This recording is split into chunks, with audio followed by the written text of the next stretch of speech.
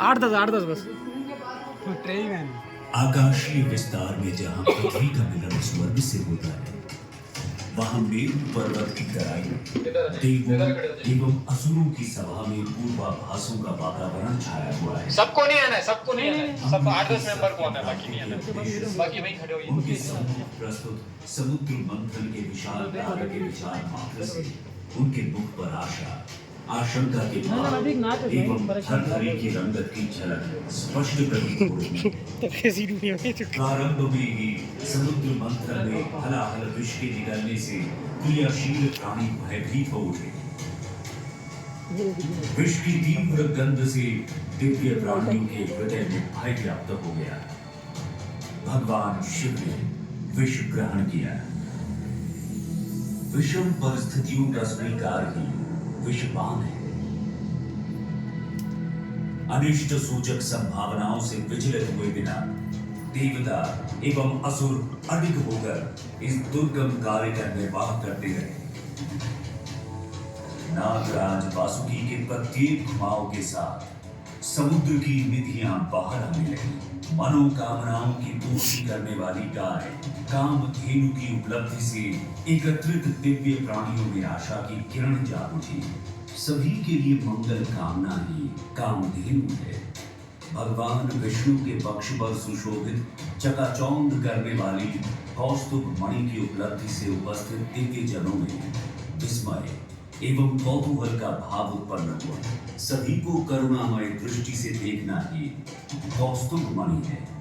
भव्य श्वेत गज ऐरावत की प्राप्ति गहराइयों से होते ही उपस्थित दिव्य जनों में विस्मय का भाव जागृत हो गया। अपने ऐश्वर्य से प्रेम की स्थापना करना ऐरावत हाथी है। इसके पश्चात समुद्र मंथन से 7 सिर वाला अश्व उज्जैन प्रभा सरपट दौड़ता हुआ बाहर निकला। अपने बल एवं पौरुष से सत्य को स्थापित करना ही अश्व शक्ति है। दिव्य इच्छाओं की पूर्ति करने वाला कल्प वृक्ष उपस्थित जन समूह के समक्ष खड़ा। सभी का कल्याण चाहना ही कल्प वृक्ष है।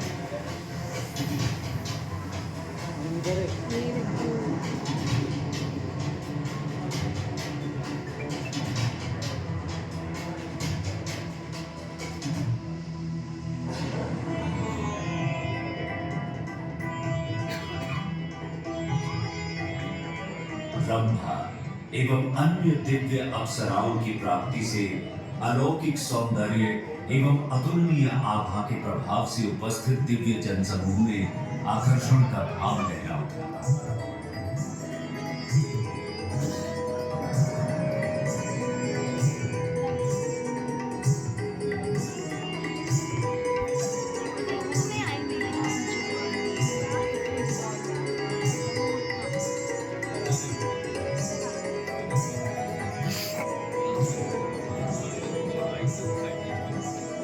उनके मनमोहक नृत्यों एवं लुभावने गीतों से प्रत्येक कोई उनका ध्यान अपनी ओर आकर्षित करने की क्रिया में रत हो गया।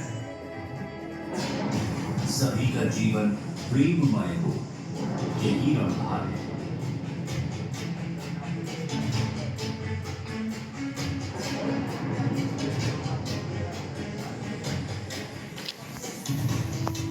मदिरा की देवी वारुणी की प्राप्ति समुद्र की गहराइयों से होती है। प्रलोभन से विचलित नहीं होना है वारुणी है। दिव्य शंख की प्राप्ति के साथ ही शंख में से विजय की ध्वनि निकली। समन्वय स्थापना करना ही पांचजन्य शंख है।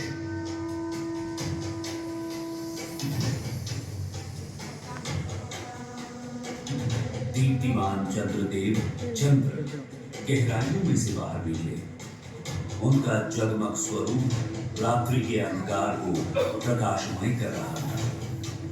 किसी भी विपरीत परिस्थिति की मानसिकता में किसी के अहित का विचार ना आए, यही चंद्रमा है।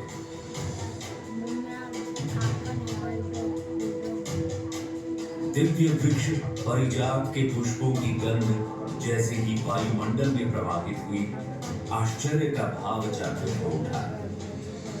सामंजस्य की सुगंध प्रसारित करना ही पारिजात है।